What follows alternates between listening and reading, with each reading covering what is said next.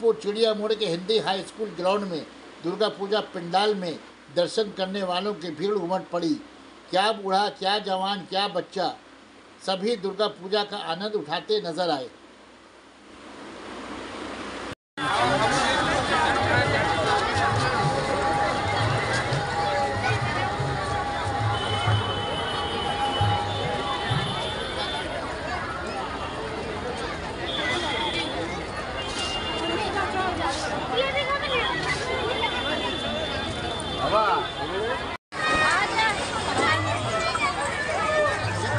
चप्पल